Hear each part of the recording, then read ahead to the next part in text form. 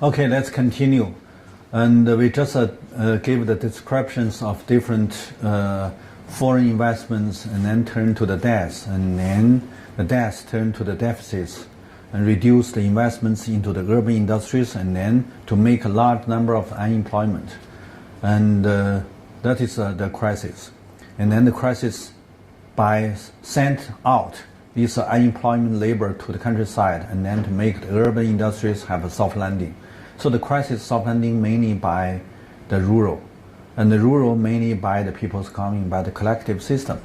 So that is why this crisis always can be recovered when there's no capital investments, but they still can keep the industries continue. So but that is the so-called Mao time.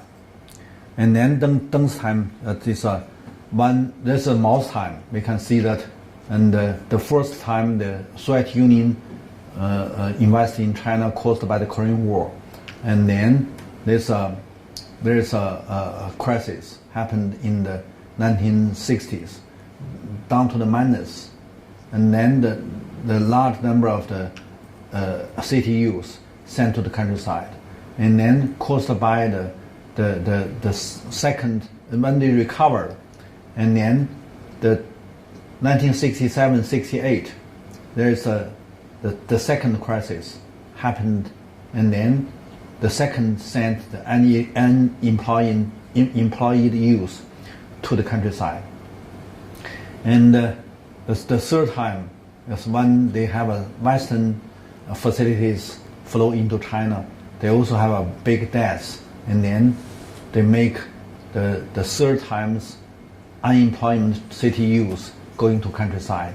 So every time is a crisis soft landing by the rural contains this unemployment city youth. And then until the 1980s. And 1980s is also caused by the second times take the foreign facilities and foreign machines from Western countries. It also, this time it's a 4.2 billion, this time it's a 8.2 billion. So put them together, it's a 2.5 times than the first foreign capital flow in China. So, and then to make the crisis more severe than before. And then in 1980s, when the economic downgrade and the large number of unemployment youth could hardly send to the countryside again because people's coming dismissed. And also Mao death. So Mao can mobilize the city youth going to countryside. But Deng at that time, these millions of the city youth come back to the city. So that means worse the unemployment problem. So originally one crisis can make 10 million to 20 million unemployment youth. But this time, they have a new added 10 to 20 million unemployment youth. But also these unemployment youth come back from the countryside back to the city. They are originally sent to the countryside. Now they become older. They all want to come back. So that means the city unemployment situation became worse than 1970s and 1960s. So that it is a there's a heavy pressure of unemployment issues, and the governments need to solve the problem. So this time, caused by large number of unemployment, total amount is 40 million. I mean, originally one crisis can make less than 20 million. But this time, in 1980s, the beginning of 1980s, China have more than 40 million unemployment youth in cities. At that time, they're not calculated into the unemployment workers, because the government side, you haven't got the job in the factory, so you are not unemployment. You are waiting job youth. So that time we have a very strange title. Most of these people come back to the cities with no job in name of 待业青年 means waiting job youth. And so caused by such kind of heavy pressure, the governments adopt kind of very urgent rescue policy to ask all the factory absorb this surplus labor from the society. Originally you need 5 workers, now they enlarge to 10. So means that you share half of the work and also half of the salary to another young people to make them in. So and then certainly the efficiency of the factory decreased. Understand? You make 5 workers work, share with another 5, means that 10 people work for 5 workers work. Means that the efficiency decreased at least half. But anyway, you try your best to solve this problem, to avoid this educated youth, this waiting job youth, wandering in the street, and then to make a lot of problems. And even that, before they absorb this unemployment youth, they have made a lot of conflicts. And then at that time, the governments adopt the price policy to take a lot of youth into the jail. So maybe it's millions, maybe. Anyway, it's a large number of these unemployment. They are wandering in the street. They make a lot of bad things and then arrest them and put them in jail. That is not only in jail, but also so-called labor education, 劳动教养, means they got to work in some farm or some construction field, but not pay because they do a lot of bad things. So take them to the construction field. So many bad things happened in the beginning of 1980s caused by the heavy pressure of the unemployment. And also that's another thing is a very negative influence. That is the governments also want the government departments open the gate. The government departments set up the companies, absorb this government's officials' case. They are young generation of government cadres. They also have no job. And then they come back to cities. So give them the opportunity to join the company. But the company is firms run by their old generation's government departments. That is that time in name of 官岛, means a bureaucrats, 岛, how to say that? Bureaucrats business? Something like that. But business is not good. It's not good because they take too much low price materials and then sell in high price. Means that they take the big revenue, not because of they work very hard. It's because of some bureaucrats give them special priority to take low price materials, sell in the society, in the markets. But that is a beginning. And then later, they don't sell. They just sell the quota. They sell the documents, sell the quota, and how much raw materials they have nominally.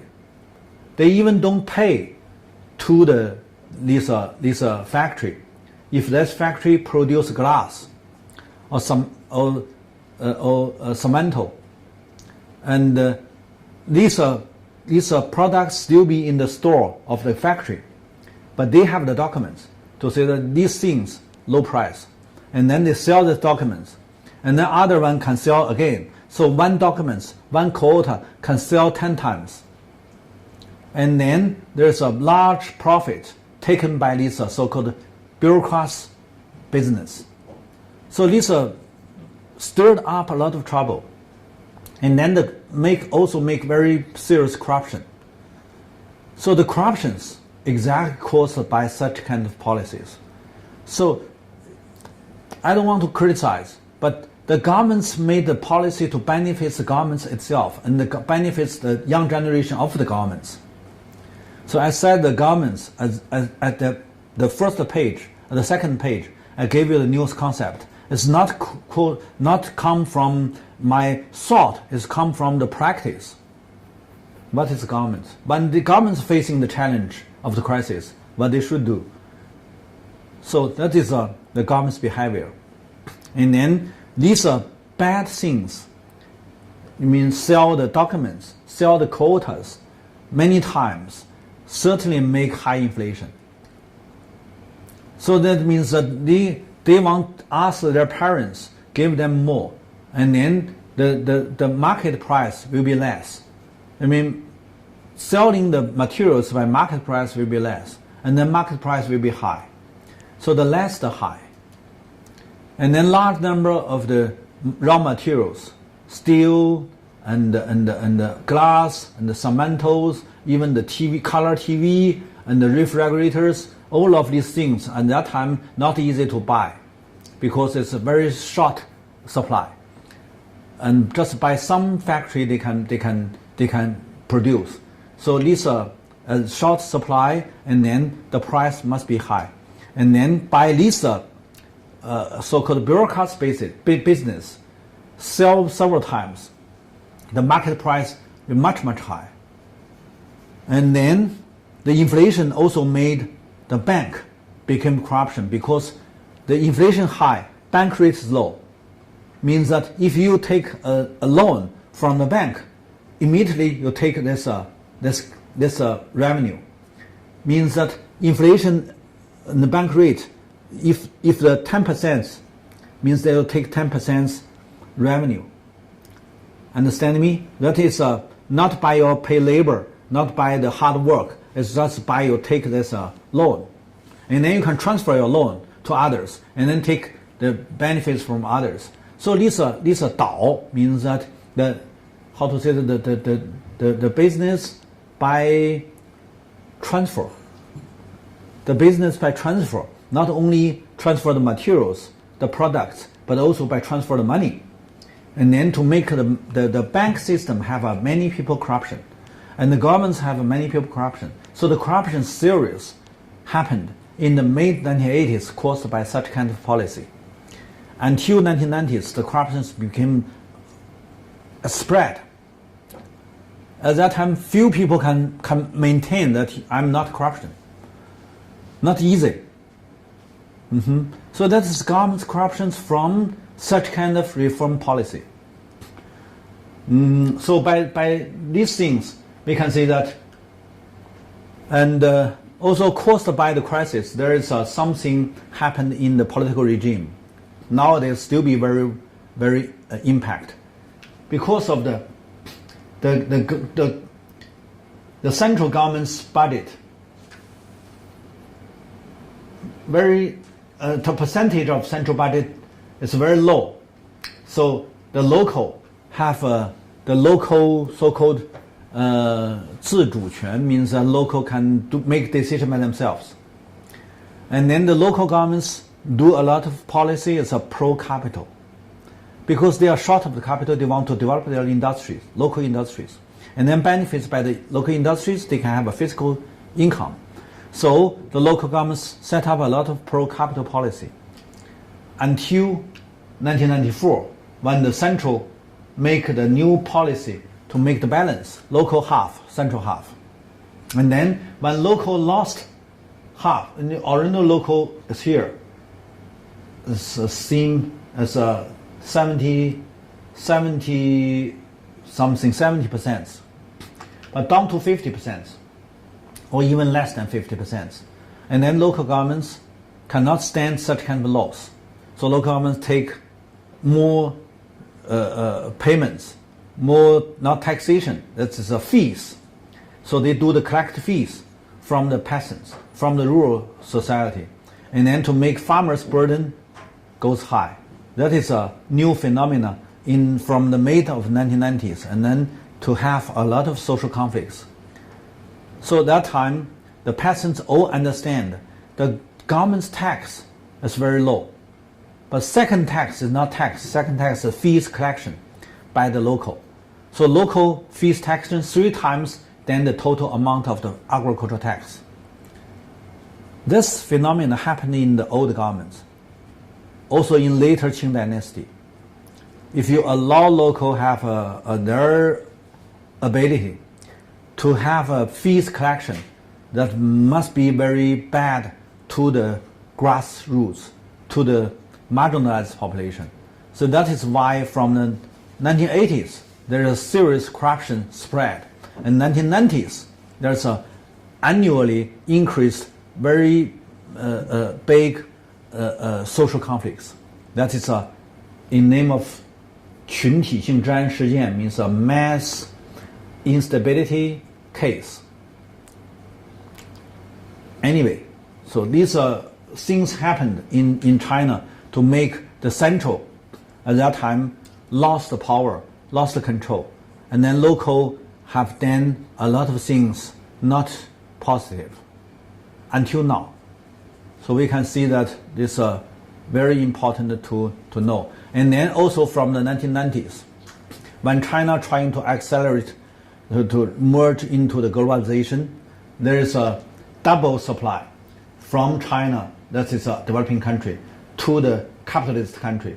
First is that China export a lot manufacturing goods and the raw materials. You know, from 1970s, when Western countries transfer out their industries, especially light industry and the labor-intensive industries, they are short of the supply, especially the United States. So, and they have a big financial capital, means they have a financial capital surplus, but they have a shortage of the commercial goods, the industrial products. So they need to import. And so the more they import, the more so-called the current account deficit. But they got somehow this financial service, and then to do the transitions, to make this, like China and other developing countries, to give their surplus to the capital account, and then to make the more current account deficit, the more capital account surplus. That is, they take 2 times benefits. First times benefits means that they have a large amount of the commercial goods, and then low price means that they don't have inflation, and then they can issue a lot of currency. Currency big, but no inflation because the commercial goods low price. And then they ask China to reinvest into the American bond markets, get very low return. But American can sell the bonds to developing countries, and then to use money to strengthen their military power, to strengthen their political power, and then to control the world. So means that when you join this globalization, you lose 2 sides. One side is a physical production, another side is a financial production. So these are so-called global regulation or global order, a global order, or yes. So, well, if developing country want to change, that will be threat. So the Western countries unified together. They said, okay, the global universal applied regulation cannot be changed by any developing country. That is so-called, they have a discord, institutional discord, and then institutional power to control the institutions. So by such kind of regulation, certainly these developing countries will have a low income labor.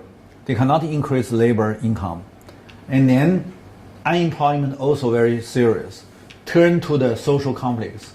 And another side, they need to take too much from the natural resources.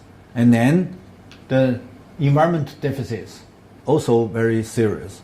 So both natural resources problem and the social problems all created not by themselves, but always be criticized by Western countries is because of you are short of the human rights.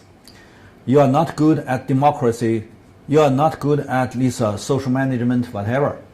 So, but if you exactly learn to Western country system, immediately fall to the trap. That is a so-called paradox of developing country. So when developing country accelerates to merge to the globalization, like China, it's not very clear to have such kind of picture. Even nowadays, the mainstream still believe that China benefits from the globalization. But indeed, they double supply.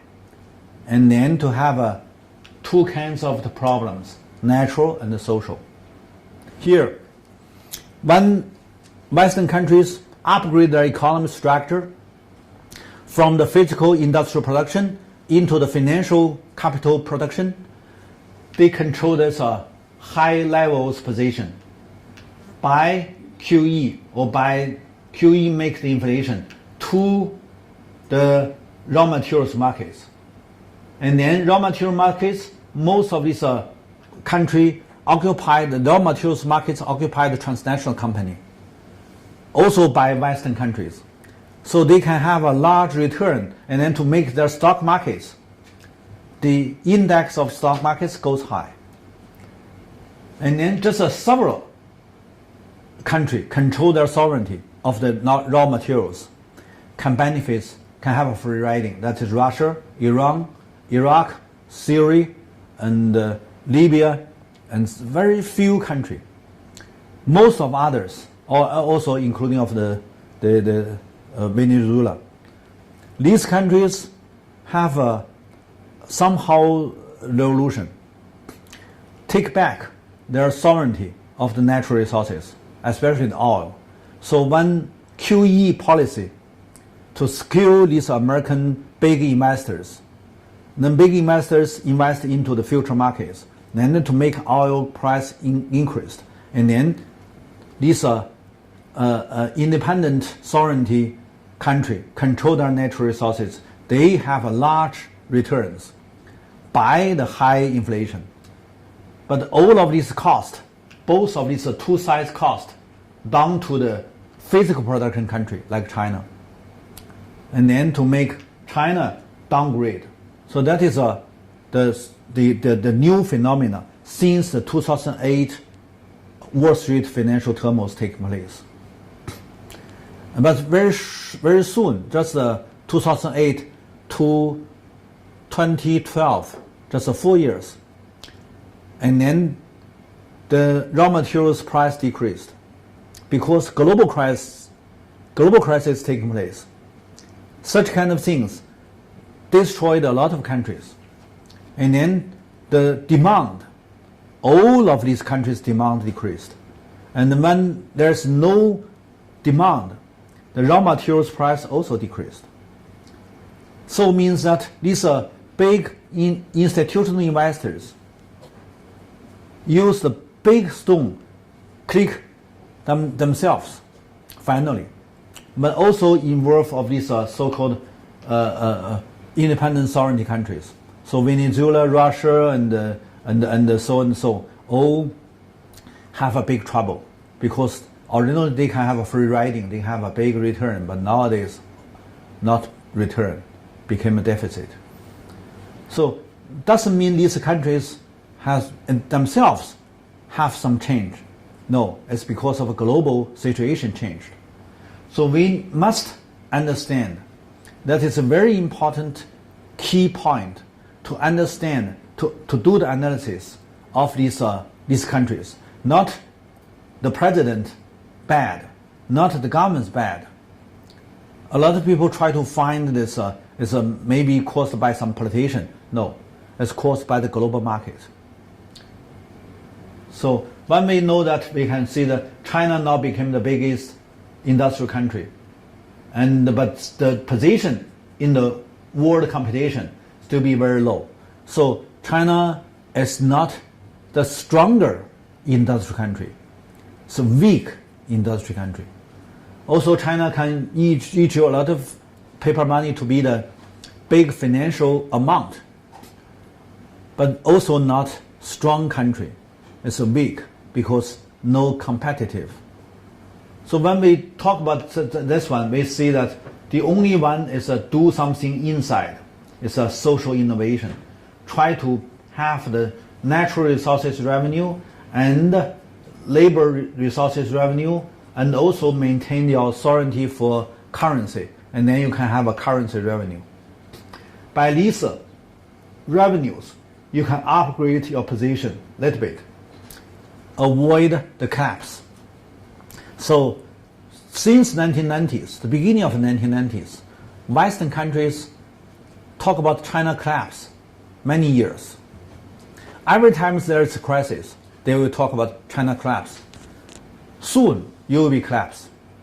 But up to now, China not collapse because of they have done a lot of efforts in this revenues development, and then to have a little bit upgrade their position, and then China hasn't been collapsed. So we need to keep social innovation.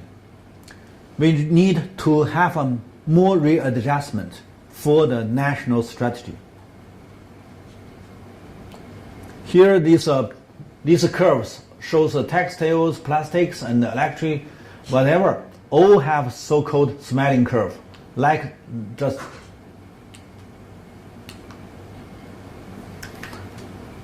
the upper one shows the whole country.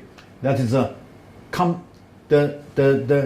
smiling curve of the state computation, and the later one is that the different factory, different industries, all have such kind of smiling curve.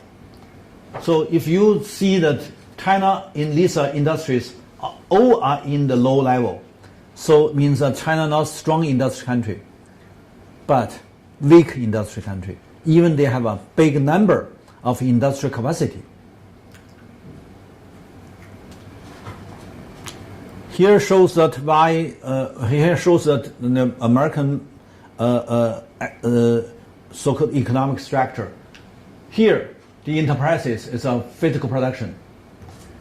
Because the physical production transfer to overseas, and then the overseas profit directly come back to the capital markets. So these institutional investments have such kind of circle, and then government QE subsidize these institutional investments, so they have this circle. But enterprises, when they transfer out, they will have no employment, reduce their employment, so the labor social security also reduced, cannot contribute to the government's redistribution system, and then to make government's fiscal have a deficit and debts. And then the more deficit, the more debts, they want the more government bonds. The more government bonds, they want more paper currency to buy the government bonds. So that means the capital, financial capitalization became larger and larger. So that is a ventral board became larger and larger. So that is financial capital became bubbleized, and the bubble break will be tomorrow, will be next month, will be next year. Anyway, should be, must be broken. Okay. And then, because the government cannot do the redistribution, so large number of unemployment go into the street. There is a lot of street violence. And also caused by the benefits only share inside of this capital group. So they have such kind of American policy, do the money strategy. The money strategy mainly rely on the energy and the grain. So the future markets of energy and the grain controlled by institutional investments. So the capital game play another two game, energy and the grain. Negative impact to developing countries. So here it shows the American QE1, QE2, QE3, and then this money flow into the institutional investments, and then to use the money strategy to negatively impact the developing countries. So we know the so-called the international regulation, the world order. What is that? It's exploitation by financial capital group in small population. The large number of these grassroots, this marginalized population, just take the cost. So we have to make every people understand such kind of the unfairness, the unfair regulations must be broken, must be turned down, and then we need a new world. So another world is possible. It's come from such kind of bad situation. So we believe the alternative. We believe another world must be possible, but must be implemented, and also caused by they move out their physical production. So from 1980s, that is a new liberalism. The new liberalism neoliberalism is a kind of soft power. It's a kind of ideology combining the financial capital grow up. So here shows that the financial capital since 1980s to the crisis happened year 2008. It's an increase many times. That is the world.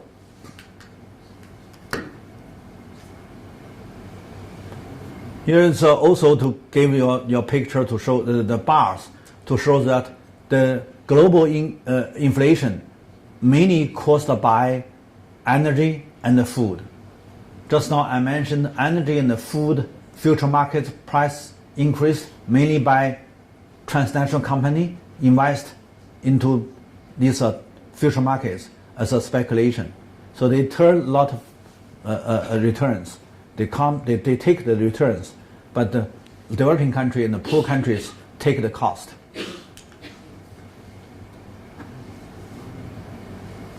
Now let's talk about the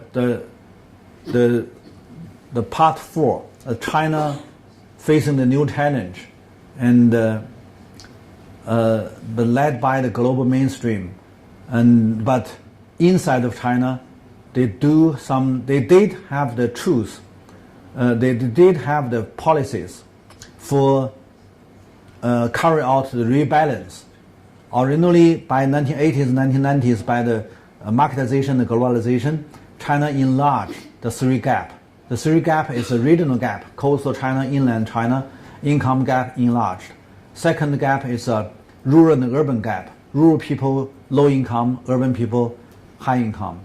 And then the third one is a poor and the rich.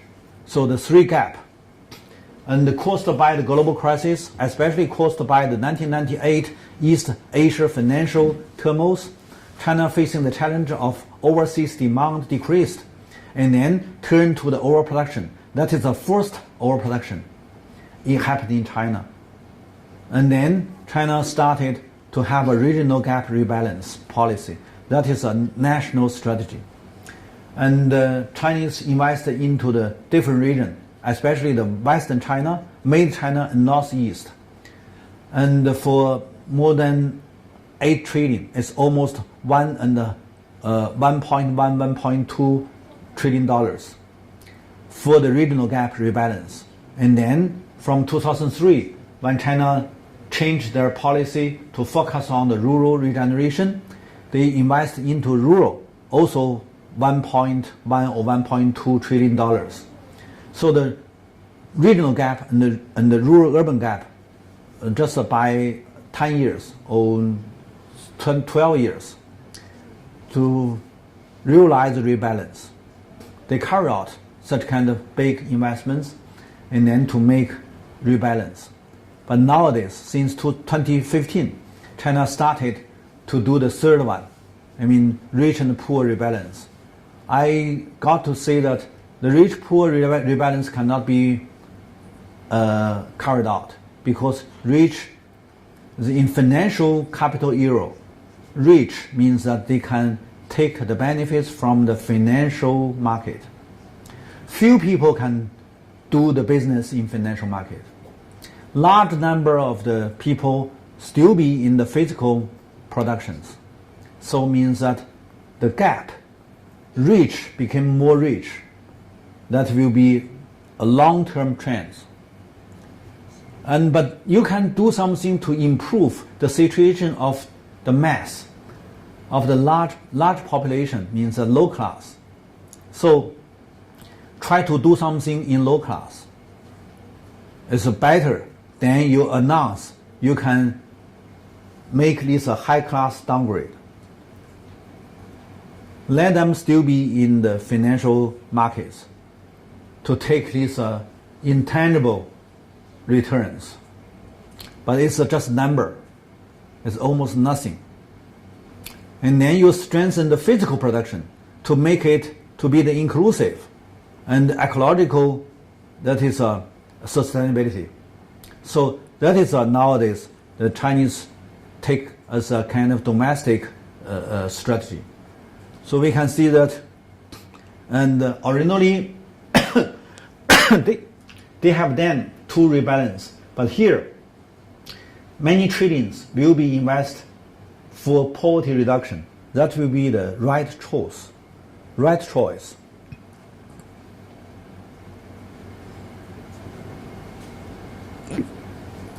Here, the precondition when they talk about the national strategy, when we talk about the Chinese readjustment in the new century, we said, okay, because of there is a kind of twin Egyptian pyramid, means that China economically and socially still be stabilized. Economically means that these years caused by the physical construction and infrastructure construction, China has had 5 trillion physical assets, and then based on that they have 180 trillion financial capital, and then above there is a 60 trillion government debts, and these structures to be stable because they keep invest into the infrastructure construction. You can enlarge your physical properties, and then you can have more financial properties. So the physical property and the financial properties enlarged means that debts can be reduced as a percentage. Here, caused by the land reform, and then the low class all have the little properties. So the low class still be stable. And then above there is a new merging middle class. And the middle class now became the main force to do the consumption, to enlarge the consumption of domestic. So domestic needs, domestic demand can be enlarged by rising the middle class. But middle class have a very confused ideology. So that is the trouble. But middle class in the world somehow is a main force to absorb these commercial goods. And also middle class want to have a green development. They believe that this kind of food safety and join to anti-pollution and social movements and so on and so. So middle class also can be a positive force, positive group to maintain the stability. So, but here is a very interesting. China, politically speaking or social speaking, is exactly controlled by the politicized high class. They control large number of the assets, both financial assets and physical assets, mainly by state-owned enterprises. So that's one. The large number of the properties in name of the SOE, but indeed controlled by ruling party. So this one politicized, then more politicized. Doesn't mean other countries high class not politicized. They all politicized, but Chinese high class is strictly controlled by the political system. So that is fully politicized. Almost every big firm in name of SOE, state-owned enterprise, must be appointed by the Central Party Committee, by the 组织部. And if you are in the province, as a big firm in name of SOE, that the leader, the president and the CEO must be appointed by provincial 组织部, means organizational department of the party. So that is a so-called fully politicized. Give you an example. And because of anti-corruption, and these bank, we have a big bank, 4 big banks, all are top 5. This bank president and CEO, they have an annual income 2 million. And the 2 million is not so big if you compare with this international bank, this foreign bank. It's just maybe 10% of this international banker. But in China, 2 million is a big income annually. So the central gave an order. You need to reduce half. No anybody say no. Very soon to cut half of their salary down to 1 million. So that is even nobody can complain. It's because they are totally controlled by the central organizational departments. Even they think it is unfair. We have done a lot of work. And then if you compare with our colleagues outside of China, they originally have 10 times salary than us. Now you ask to cut down half, will be 20, just a very low as other countries. So, but anyway, they have to follow. So that is why Chinese governments can use 2 hands to do the readjustment. One is a physical system, another is bank system. All belong to the central governments. So that is the strong power in the world can use 2 hands.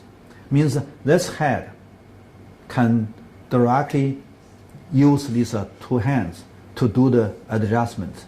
That is also why when China facing the crisis, Chinese governments always take the measure as a counter-cyclical.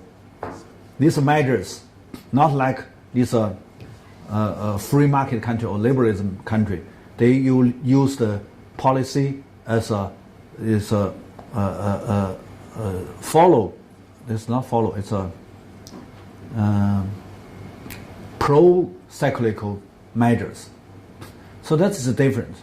So why these Western countries one by another falling into the trap of the debts and the deficits and so on and so, but China still be there. So just from the beginning of 1920s until now, more than 20 years passed, a lot of Western people talk about China collapse. Now they all change their mouths to talk about China threats. And then they argued, can we allow Chinese system to lead this world? They said no. But they tolerate their own fails. They cannot jump out from the trap. But they refuse to learn such kind of system. I don't say it's good. I said it's worked. Worked for counter the crisis. Even myself, by the volume, I think I may not accept. I may not follow. But if I think about mass, think about billion population, cannot stand the collapse, I have to acknowledge, I have to accept which one is workable. I need to follow which one. So that is not because I have such kind of attitude, I have such kind of volume. It's just because I need to think about what is the practice. You practice this country going to the collapse, you practice this country to join the competition, maintain non-collapse. I don't think that this country's system is good. I just think it's workable, effective, affected. So because here, you have to see the whole of developed country total amount of their labor is just 430 million. But in China, we have more than 800 million, doubled. Nowadays, we have 840 million labor. Means that if you take all the Western system into China, can you solve the problem of unemployment? No way. And here, the population will be the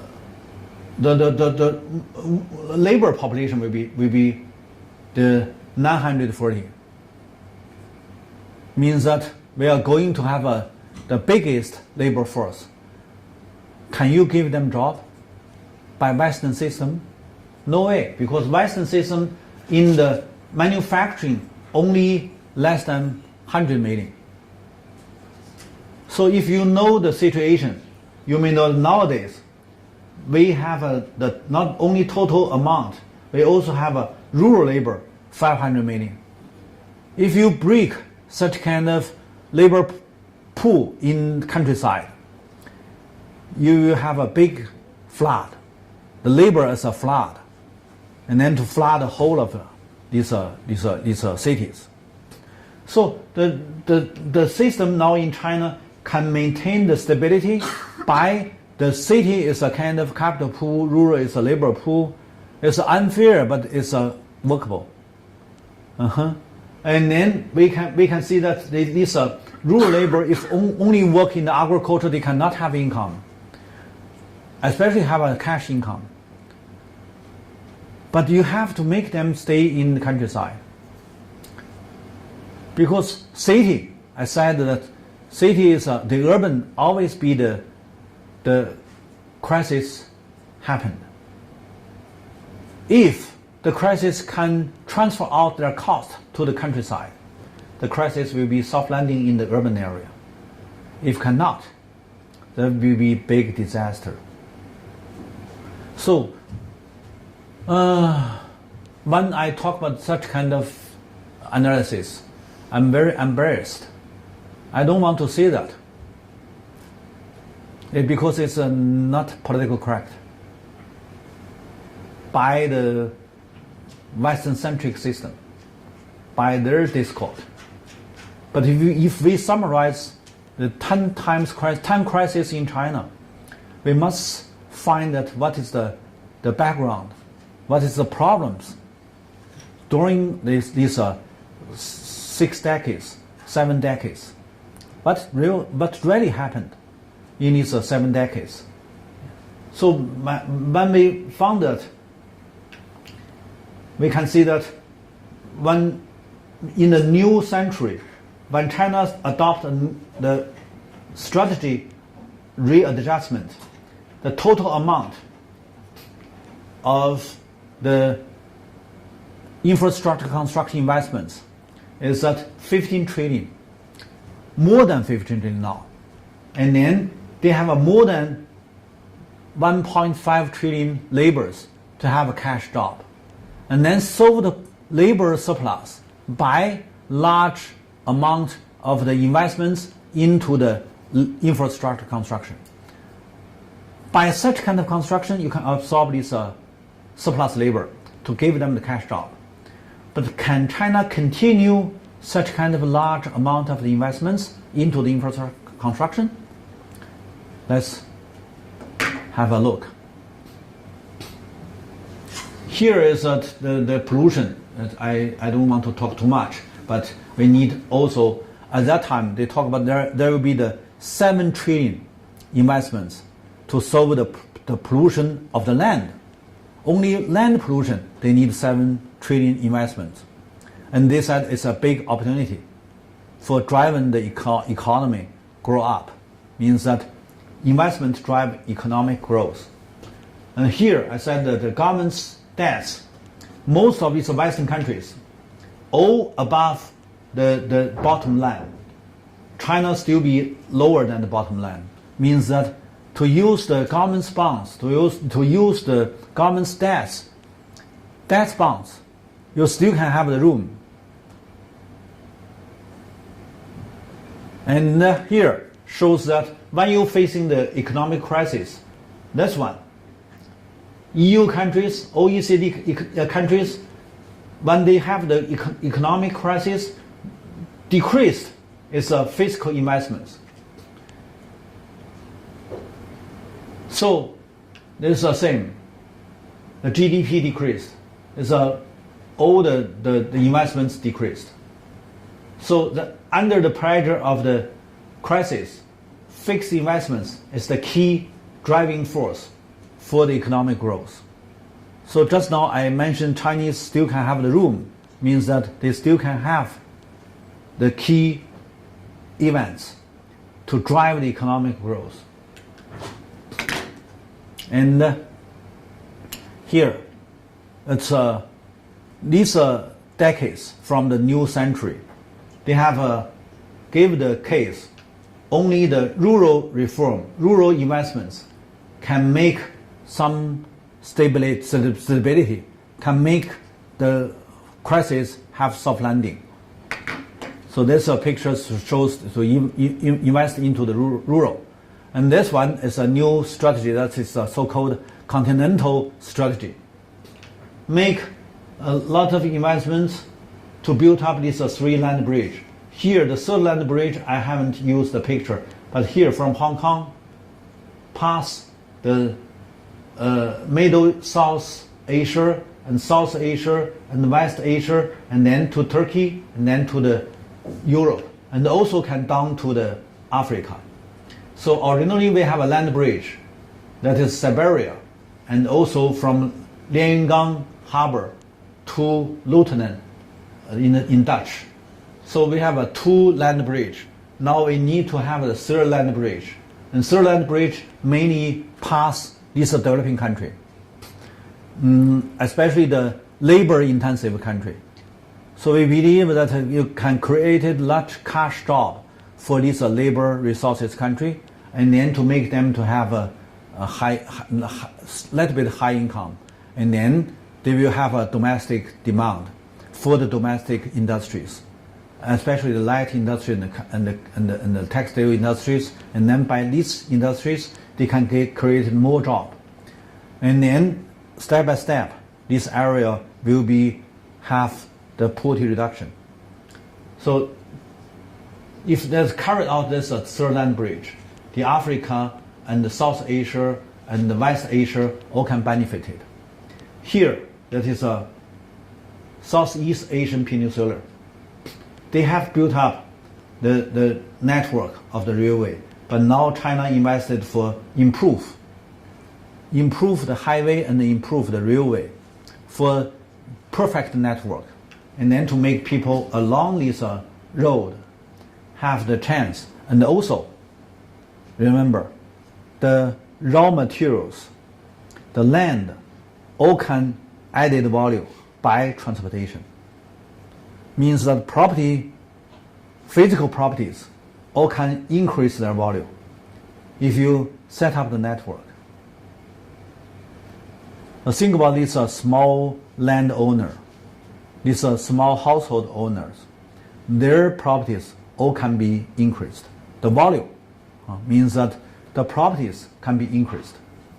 I mean, the value of the properties can be increased by such kind of construction.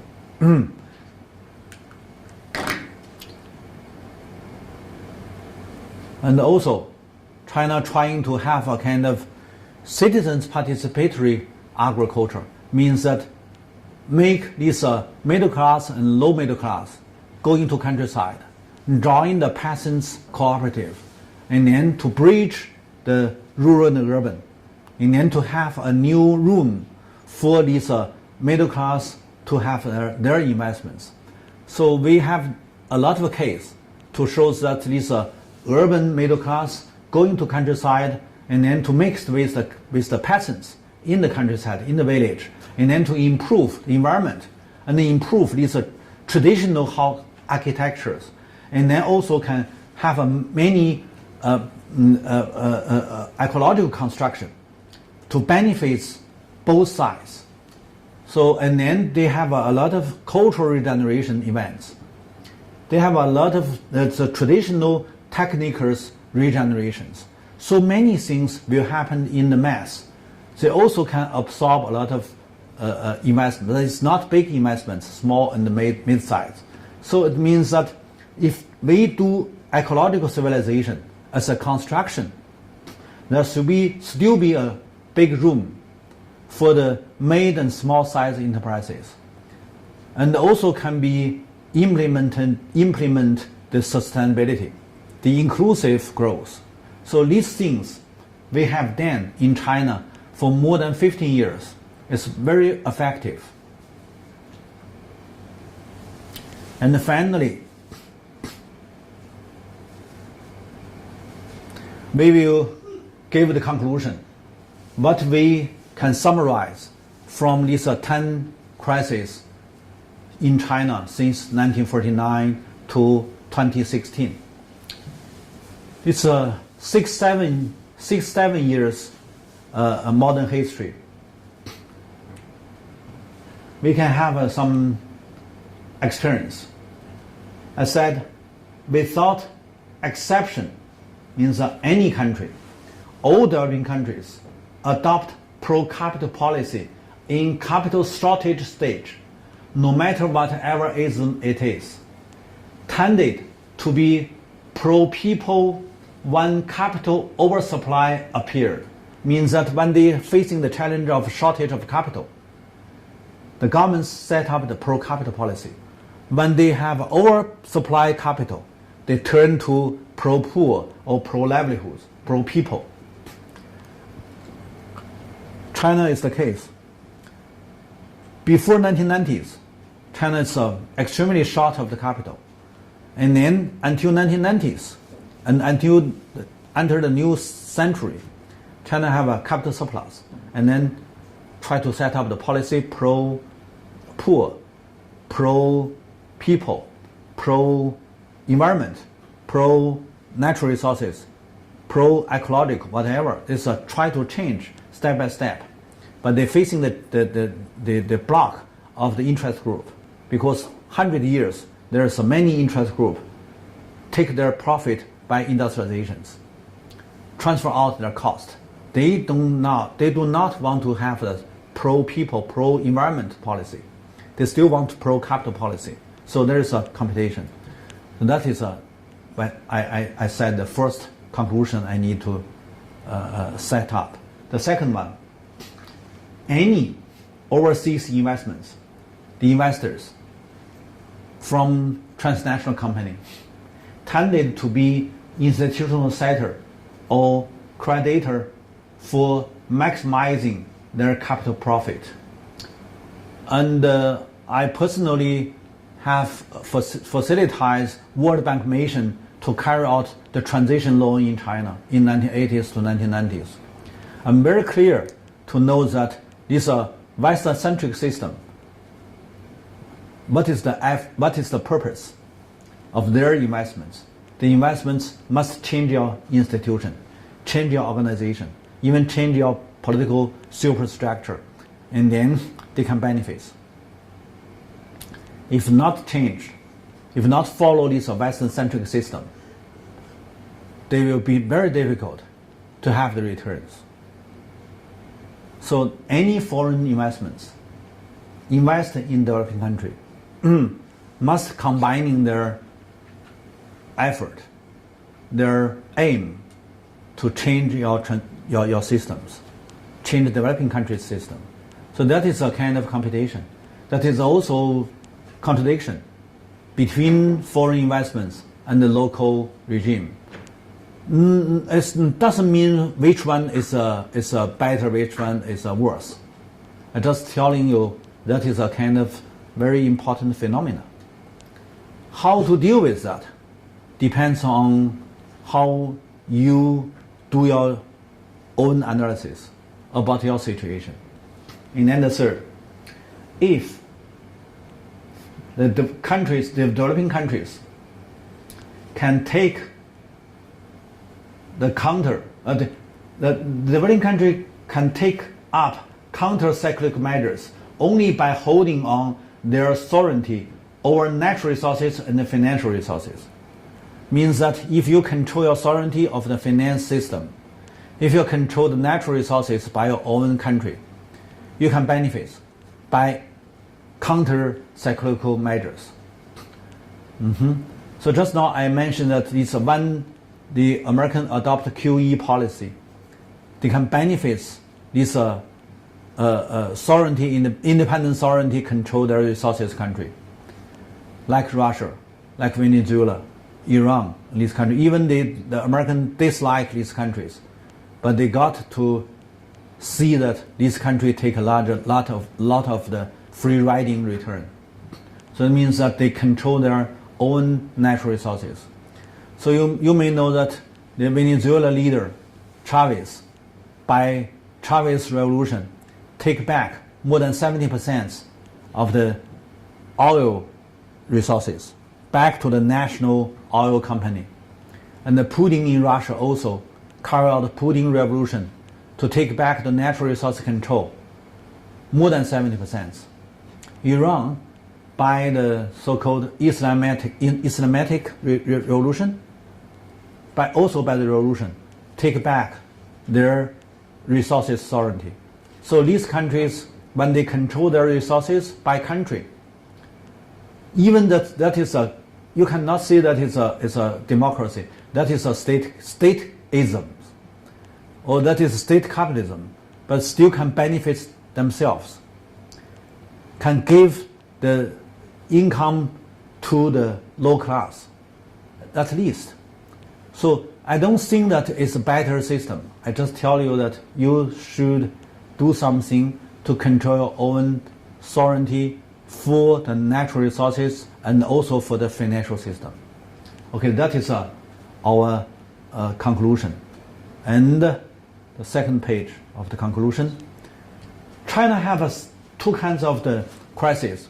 One is that internally generated crisis, especially during the primitive accumulation for state industrialization since 1950s, and its further expansion since 1980s, means that the industrialization need intensive capital investments. When you're short of the capital, that must be initiate a lot of crises. That is the crisis caused by the capital primitive accumulation. So that is internally. And then the externally generated crisis with input deflation or inflation by overseas financial bubble in 1997, 2008, and 2012. Means that one Western country, especially the Western power country, the leading country, upgrade their economy from the physical production into the financial bubble production. They got to transfer this financial bubble to any other developing countries, especially transfer to the physical production countries. So China take too much cost by this transferring. The transfer cost to China mainly by the financial crisis. So the first financial crisis happened in East Asian countries, that is East Asian financial turmoil, and then transfer large amount of the cost into China to make China have a deflation and also have a very decreased economic growth because of overseas demand large decreased. And then China turned to the first overproduction. That is exactly caused by the external events. And then 2008, when Wall Street had the financial turmoil, at that time China just gained very high growth, annually more than 10%. Suddenly there's a decrease of the foreign demand. And then 2009, global crisis immediately make China decrease their GDP and then make China have the crisis. Until this European debt crisis and the global crisis all happened until 2012, China got to facing the challenge of deindustrialization because there's not so many foreign investments flow into China, and also overseas demand decreased, and then the current account, capital account, all have deficit. So that is a overseas crisis make China have a more bad, more worse crisis as the second overproduction, and then deindustrialization, and then turn this economy into the financial, how to say, not bubble, but financial intangible speculation economy. And then real estate and the financial markets all have a crisis since 2012 until 2015, 2016. The China tried to change their strategy, try to turn to ecological civilization, try to have more physical production, and try to not block but reduce the speed of the financialization. So means that one way that is indicated by the leading country going follow the leading countries into the financial capitalization. That is a world mainstream, and then become bubble, and then bubble break, and then you collapse.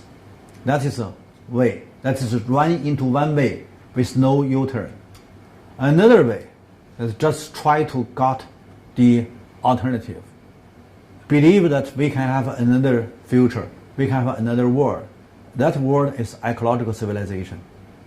We must have a mix, urban and rural, together towards ecologization, ecology, ecological civilization, and then to have a inclusive growth. Pay more attention to reserve your natural resources and your traditional culture. And then to believe you can have a beautiful country, you can have a beautiful countryside, can have a rural.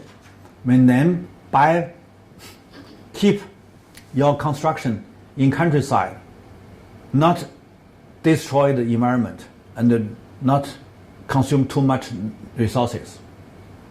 Going to sustainability, we may have a good future. So when we finish our lecture, when we finish our summary of the 10 lectures on 10 crises, we hope that you can see that more than 70% of China not terror area. It's a mountain area and grassland and so and so, not terror. So China cannot exactly learn the experiences from Australia or from United States or from Canada or so and so. Even cannot learn from Brazil. So I think that you can understand what I talked is trying to give you another explanation out of the mainstream. Maybe you dislike it, but you can take as a reference. Thank you.